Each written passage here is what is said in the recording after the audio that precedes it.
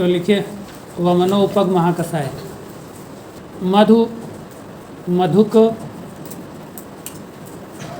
कोविदार कर्बुदार नीप विदुल बिंबी क्षणपुष्पी सदापुष्पी प्रत्यक पुष्पी इति 10 इमानि वमन उपगानि भवन्ति। चरक संहिता सूत्र स्थान 4th अध्याय।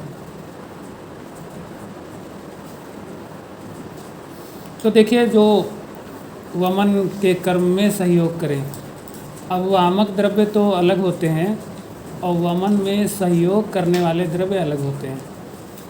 तो वमन द्रव्य में तो 5 बातें पहले आपको मालूम है, कल्पस्थान के पहले अध्याय में महर्षि आत्रेय जी ने बताया है ना।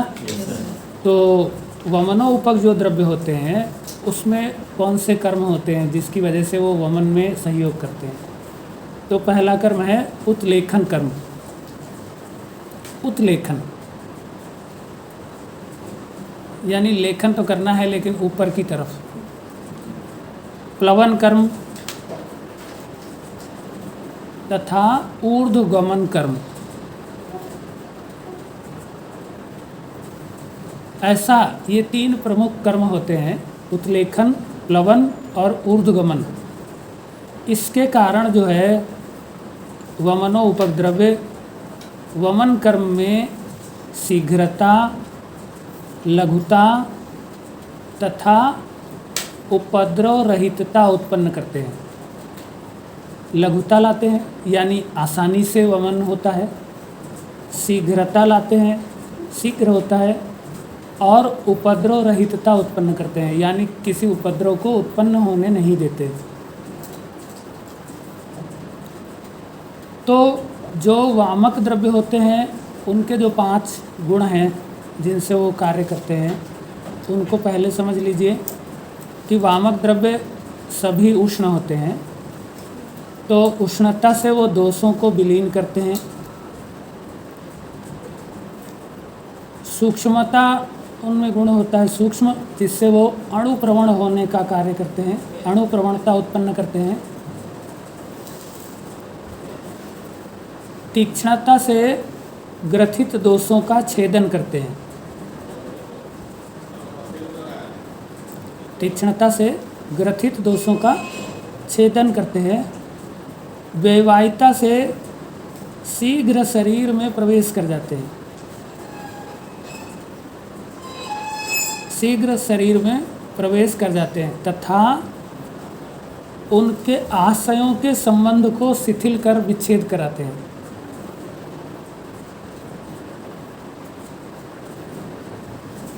लेकिन अब ये तो था जो वामक द्रव्यों के कार्य थे।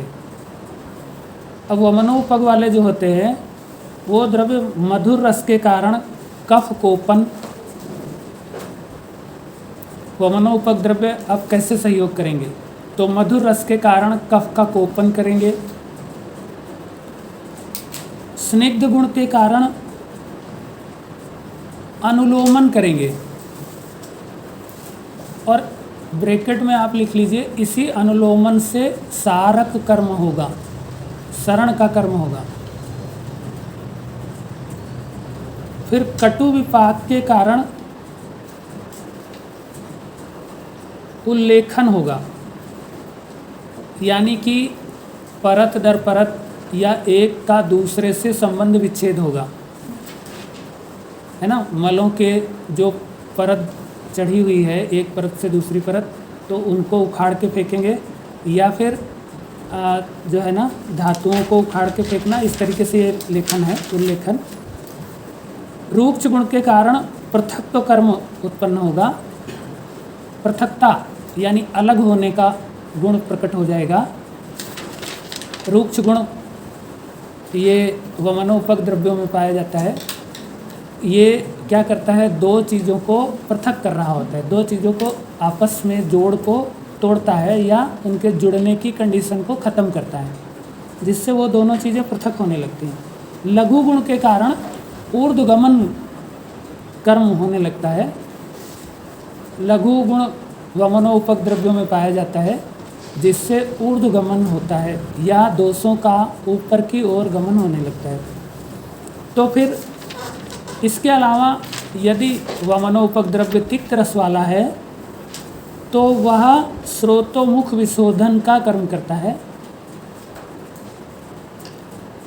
और वायु उत्प्रेरक का कार्य करता है। स्रोतोमुख विशोधन और वायु प्रेरण ये तिक्त रस का कार्य है और इसके वजह से वमन कर्म में सहयोग होता है।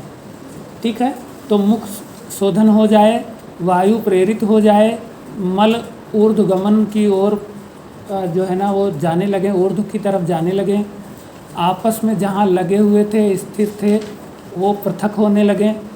ठीक है, और उनमें शरण होने लगे। इस तरीके के कर्म जब होने लगते हैं तो वमन में सहयोग प्राप्त होता है। ठीक है, तो 6 प्रकार के वमनोपग द्रव्य होते हैं, 6 संप्राप्तियों से वमनोपग होता है। वो इस महाकसाय में 6 प्रकार के द्रव्य लिखे हैं, तो आप उनको नोट कर लीजिए। एक तो उल्लेखन एवं पृथक्त्व कारक, ऐसा कर्म करने वाला पहला द्रव्य है मधु।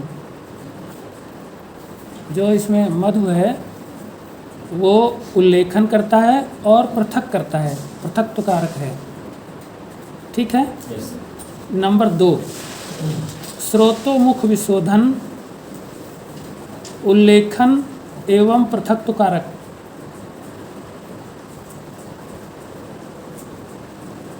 ऐसा द्रव्य है इसमें नीप, नीप है। ठीक है। उसके बाद तीसरा द्रव्य है उल्लेखन, पृथक्त्व, ऊर्ध्वगमन तथा स्रोतोमुख विशोधन कारक। ऐसे 3 द्रव्य हैं इसमें। विदुल है, षणपुष्पी है और बिंबी।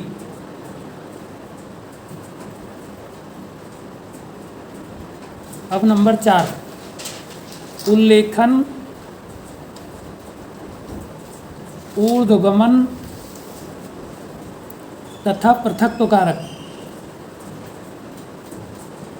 ऐसे 3 द्रव्य हैं, उल्लेखन, ऊर्ध्वगमन तथा पृथक्त्व कारक। ये है कोविदार, कर्बुदार और प्रत्यक पुष्पी।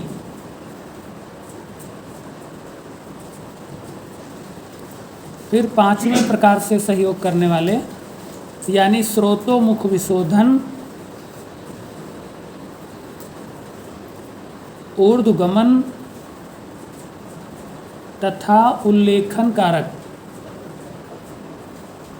स्रोतोमुख विशोधन, ऊर्ध्वगमन तथा उल्लेखन कारक, ये है अर्क। और अंतिम कफ कोपन एवं सारक। कफ कोपन एवं सारक गुण वाले जो द्रव्य है वो है मधु। तो इस प्रकार से ये 6 संप्राप्तियां हैं जिसके द्वारा द्रव्य वमन उपग होंगे। अब आपको कितना उपगता की आवश्यकता है और किस रोगी में किस प्रकार से उपग द्रव्य का प्रयोग करना है, मतलब क्यों करना है, वो आप समझ सकते हैं। दोषों की क्या स्थितियां हैं, जिन मलों को आप निकालना चाह रहे हैं वमन के द्वारा, उन मलों की शरीर में क्या स्थिति है, उसी के आधार पे आप वामक द्रव्य के साथ साथ वमनोपग द्रव्य सेवन कराएंगे। ठीक है ना। तो वामक द्रव्य तो आप देंगे, लेकिन साथ में आप दोष की क्या स्थिति है कि दोष में उल्लेखन की ज़्यादा आवश्यकता है या पृथक करने की ज़्यादा आवश्यकता है ना, या स्रोतोमुख ज़्यादा शुद्ध करना है।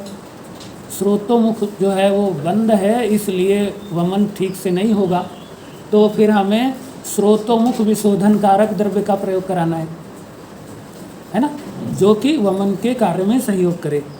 ठीक है। या यदि वामक द्रव्य जो है आपने प्रयोग कराया लेकिन मलों में बहुत अधिक गुरुता है, तो वो ऊर्ध्वगमन को प्राप्त नहीं हो रहे हैं, ठीक से वमन नहीं हो रहा है, तो आपको वहाँ पे ऊर्ध्वगमन कारक वमनोपक द्रव्य वामक द्रव्य के साथ प्रयुक्त कराना है, जिससे मलों में अत्यधिक ऊर्ध्वगमन होने लग जाए। ठीक है। इसी प्रकार से यदि जो है आपने ठीक से व्यक्ति का वमन कराना है लेकिन कफ का कोपन नहीं हुआ है और कफ जो है ग्रथित भाव को प्राप्त है, तो फिर आप जो है वामक द्रव्य के साथ मधु एष्टि का प्रयोग कराएंगे, जिससे कफ कुपित हो करके और शरण गुण को प्राप्त हो करके, क्योंकि कफ का मंद गुण होता है, स्थिर गुण होता है, बहाल गुण होता है, इस वजह से वो जल्दी से निकलने को तैयार नहीं होता। ठीक है। तो आपको क्या करना है, वहाँ पे कफ को कुपित भी करना है और सरगुण भी प्रदान करना है, जिससे वो शरण कर सके, अपने स्थान को छोड़ के दूसरे स्थान की तरफ जा सके। ठीक। और वामक द्रव्य तो आपने दिया ही है, तो वो तो ऊर्ध्वगमन कराएगा या ऊपर की तरफ ले जाएगा, ऊर्ध्व मार्गों से निकालेगा ही। साथ में पहले उसको आप स्टार्ट करने के लिए, गति प्रदान करने के लिए, कुपित करके गति प्रदान करने के लिए जो वमनोपक द्रव्य आपको प्रयोग करना पड़ेगा वो होगा मधु एष्टि। ठीक है। तो इस प्रकार से वामक द्रव्यों का प्रयोग करने के समय वमनोपक द्रव्यों को दोषों की स्थितियों को ध्यान में रखते हुए प्रयोग